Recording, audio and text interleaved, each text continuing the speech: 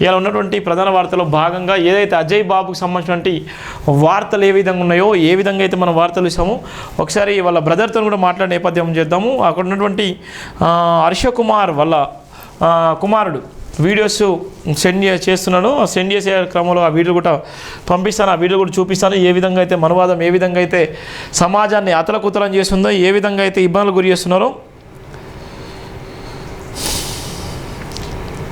మీరు కాల్ చేస్తున్న నంబర్ అజయ్ బాబు వాళ్ళ బ్రదర్ స్విచ్ ఆఫ్ వస్తుంది. ఎవరికి వాళ్ళే భయభ్రాంతులకు ఉన్నారు.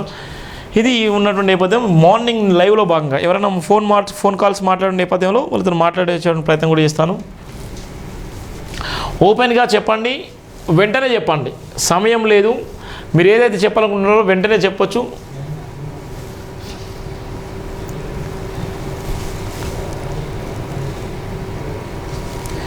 ఇక్కడ ఫోన్ నెంబర్స్ మీకు ఇవ్వడం జరిగింది. దయచేసి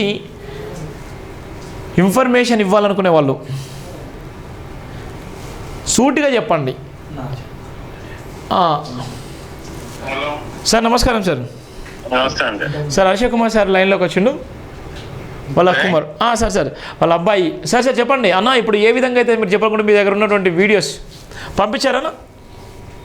ఎవరు పెట్టలేదండి అన్న. హాయ్ వచ్చిందన్న, మీరు చూడండి ఒకసారి ప్లీజ్. రాలేదండి, నేను ఫోన్ ఓపెన్ చేశాను, నా చేతిలోనే ఉంది. ఇప్పుడు ఒక వాట్సాప్ కాల్ కూడా మాట్లాడాను, కట్ చేశాను ఒకసారి. అన్న ఓకే ఒక్క నిమిషం అన్న ప్లీజ్, మళ్ళీ పెడతాను. ఇదే నెంబర్కి అన్న, ఈ నెంబర్ చేసుకొని ఒకసారి పంపించండి అన్న ప్లీజ్. ఇదే నెంబర్కి. ఈ నెంబర్ కాదండి, ఈ నెంబర్ కాదండి. సారీ అన్న, నాదే మరి దీనికే పెడుతున్నామన్న మేము. అయ్యో ఒక్క నిమిషం లైన్ లో ఉండండి అన్న. ఓకే, వెరీ సారీ, నాదే మిస్టేక్ అండి అన్న. నేను మీ నెంబర్కి నేను నాకు ఒకసారి మీరు నీకు ఆయాన్ని పెడతాను అన్న. ఒకసారి డోంట్ మైండ్ అన్న, మీ నెంబర్ ఏనా వచ్చింది లాస్ట్ లో 24. ఎస్ అన్న. అవునన్నా నేను పంపించాను చూడండి అన్న. స్టిల్ చూడండి అన్న. This is the situation in Rajahmundry yesterday అన్న. ఇప్పుడే చూస్తున్నానన్నా, మీరు లైవ్లో కూడా వచ్చిందన్న వీడియోస్. చూడండి బజరంగ దళ్ చూడండి ఎంత భయంకరంగా ఉన్నాయో వీడియోస్, ఎంత దారుణానికి ఒడిగట్టిల్లు. ఇంకో చూడండి ఇక్కడ అన్న పంపించిన వీడియో, రాజమండ్రికి సంబంధించిన వీడియో. ఎక్స్ఎంపీ కుమారుడు. ఇక చూడండి ఇక్కడ చూడండి, అన్న కూడా లైన్లో ఉన్నాడు. చూడండి క్రైస్తవ సమాజమా, ఇప్పుడైనా కళ్ళు తెరవండి, ఎంత భయంకరంగా ఇబ్బందులు గురి చేస్తున్నారో. నిజంగా హర్ష కుమార్ లాంటి వ్యక్తి నిజంగా దొరకడం అదృష్టము. నేను ఎందుకు చెప్తున్నానంటే, ప్రతి విషయంలో స్పందించినటువంటి వ్యక్తి, తెలుగు రాష్ట్రాలకు గొప్ప పేరున్న వ్యక్తి, సుపరిచితులు ఉన్నటువంటి వ్యక్తి, ఒక బాబాసాహెబ్ అంబేద్కర్ వారసుడు. ఆయనే చేసినటువంటి పోరాటమే తన కుమారుడు కూడా కొనసాగిస్తున్నారు. చూడండి ఏ విధంగా ఉందో. ఒక పక్కన రాజమండ్రిలో హత్య చేయబడ్డటువంటి ప్రవీణ్ పగడాల విషయంలో అక్కడ జరుగుతున్నటువంటి సుమారుగా 1000 మంది బజరంగ్ దళ్ వాళ్ళు ఏ విధంగా చేస్తున్నారు చూడండి. ఇక్కడ ఏ విధంగా ప్రేరేపిస్తున్నారు, మరి దీని వెనక ఉన్నది ఎవరో ఇక్కడ వీడియో కూడా మీకు చూపిస్తున్నాను అన్న. ఇంకా ఇది ఒకటే వీడియో ఉందన్న, ఇంకొన్న వీడియోలే ఇక చూడండి. ఇది అక్కడ జరుగుతున్నటువంటి కుట్ర. ఎంతమంది ఉన్నో చూడండి. ఇక చూడండి ఎంతమంది ఉన్నారు, ఎంతమంది ఉన్నారో చూడండి. ఎంతమంది వాళ్ళు చేస్తున్నటువంటిది చూడండి. ఏ విధంగా కత్తులు కటార్లు వాళ్ళంతా ఏ విధంగా చేస్తున్నారు చూడండి. ఏ విధంగా బజరంగ దళ సంబంధించిన వ్యక్తులు వాళ్ళ కాశీ అంటారు చూడండి. హిందుత్వ శక్తులు ఏ విధంగా ఉన్నాయి, నేను మొదటి నుంచి అదే చెప్తున్నాను. పొద్దున మీకు రాగానే మార్నింగ్ లైవ్లో స్పష్టంగా చెప్పడం జరిగింది. ఏ విధంగా రాజ్యాంగం ప్రమాదాలు ఉంది, ఏ విధంగా పాస్టల మీద ఏ విధంగా ఉసిగొల్పుతారు, పాస్టల మీద ప్రమాదాలు ఏ విధంగా ఉన్నాయి, వాళ్ళు చేసే ఎజెండా ఏ విధంగా ఉంది అని చెప్పడానికి ఇది లైవ్ ఎగ్జాంపుల్. ఇది లైవ్. ఇది మీకు చూపిస్తున్నటువంటి లైవ్. ఇది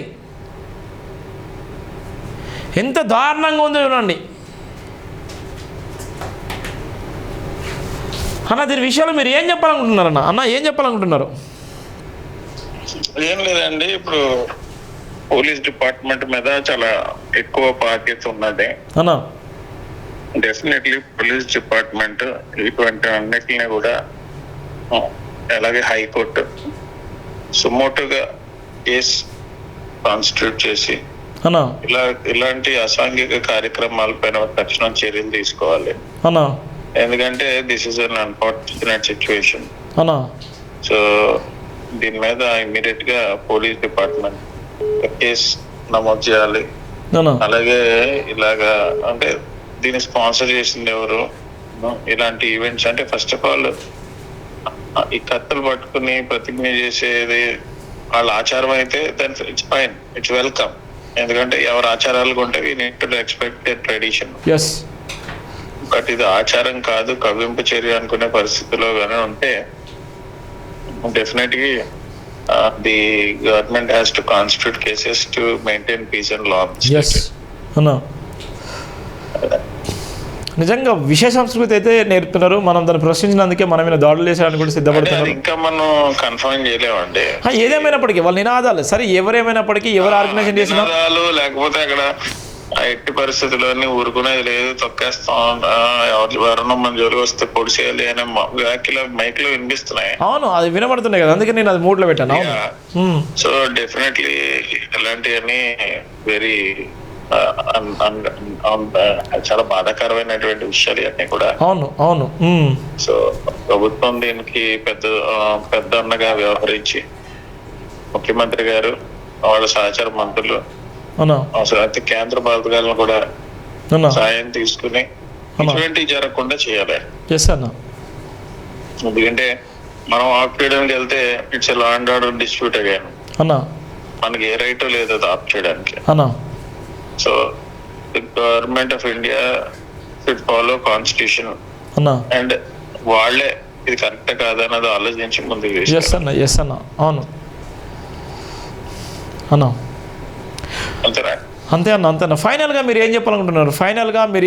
ప్రభుత్వానికి కానీ ఉన్నటువంటి ప్రజాస్వామ్యంలో ఉన్నటువంటి ప్రతి ఒక్కరు కానీ క్రైస్తవ సమాజానికి ప్రవీణ్ పగడాలకు సంబంధించిన విషయంలో కానీ ఇప్పుడు ఉన్నటువంటి అజయ్ బాబు అరెస్ట్ విషయంలో 14 రోజులు రిమాండ్, దాని విషయాన్ని ఏం చెప్పాలనుకుంటున్నారు? నేనైతే మటుకు ప్రవీణ్ పగడాల్ గారి కొన్ని డిబేట్స్ కి అయితే మటుకు నేను ఆయనకి అంటే నేను అవన్నీ కరెక్ట్ అని నేను చెప్పనండి. అన్నా పాస్టర్ అజయ్ గారి కూడా చిన్న చిన్న డిబేట్స్ ఉంటాయి. అలాగే వీళ్ళిద్దరు తావులోకి మహాసేన్ రాజేష్ కూడా వస్తాడు. In the light of Christianity we should not పక్కన మతాలని పెట్టడం అనేది మంచి పద్ధతి కాదు. ఇఫ్ యూఆర్ అంబేద్కర్ ఫాలోవర్, మీరు అంబేద్కర్ యొక్క గొప్పతనాన్ని మీ పిల్లలకి చెప్పండి. ఆయన మన గురించి తీసుకొచ్చినటువంటి రాజ్యాంగంలో మన గురించి తీసుకొచ్చినటువంటి మంచి పనుల గురించి పిల్లలకి చెప్పండి. అందరినీ ఒక అంబేద్కర్ గారిలో తయారవమని చెప్పండి. If you want to talk about Christianity, you talk about Christianity. Why do you want to talk about Rama, Lakshmana or Muslims? Including pastor Praveen కూడా ఇంతకు ముందు ఇచ్చినటువంటి డిబేట్ లో రాముడు రాముడు ఎలాంటాడు అని చెప్పి కొంత బాధాకరమైనటువంటి డిబేట్స్ లో పాల్గొన్నారు ఆయన కూడా. That is not necessary. See, you are a pastor. Your fundamental duty is to preach Christianity. You preach Christianity. Why do you want to discriminate other God? పక్క దేవుడిని కించపరిచే హక్కు నీకు ఎవడిచ్చాడు? అసలు ఎవడవి? అంతేనా? Why do you want to పక్కన దేవుడు మంచోడు కాదు, మా దేవుడు మంచోడు అని చెప్పి హక్కు నీకు ఎవరు అవ్వలేదు. నీ దేవుడు గొప్పతనం చాటి చెప్పు. అంతే. నీ బైబిల్ ని ఫాలో అవ్వమని చెప్పు, దాంట్లో వాక్యాలు దాన్ని విశ్వసించే వాళ్ళందరికీ కూడా చెప్పు. అంతేగాని పక్కన వాళ్ళ దేవుళ్ళ గురించి వాళ్ళ మనోభావాలు ఉంటే వాళ్ళ బిలీఫ్ అని మనం ఎందుకు చెడగొట్టాలి? అవును, ఎవరి అభిప్రాయం వాళ్ళది. పాస్టర్ ప్రవీణ్ గాని అజయ్ గాని ఎవరన్నా సరే మన క్రిస్టియానిటీ మనం చూసుకోవాలి, మన హిందూయిజం మనం చూసుకోవాలి, మన ముస్లిం అయితే మన ఖురాన్ మనకు చూసుకోవాలి. అంతేగాని పక్కన వాళ్ళ మీద వెళ్ళడం అనేది అసలు మంచి పద్ధతి కాదు అకార్డింగ్ టు మీ. చాలా వరకు మతాల మీద చిచ్చులు పెట్టేటువంటి చాలా మంది ఉన్నారు. మతాలను అడ్డం పెట్టుకొని రాజకీయం చేసేటువంటి వ్యక్తులు ఉన్నారు. ఓన్లీ క్రైస్తవ సమాజానికి సంబంధించిన వ్యక్తులే మాట్లాడిల్లని అనుకోవడం తప్పు. ఎందుకంటే కొంతమంది చాలా వరకు కావాలనే క్రైస్తవుల మీద దాడులు చేస్తుంటారు, క్రైస్తవుల మీద ఇష్టానుసారం మాట్లాడుతారు. బైబుల్ను ఈ చెత్త బైబుల్ అంటారు. బైబుల్ అనేది ఒక భయంకరంగా ఇది ఎంతో బూతులు శృంగారం.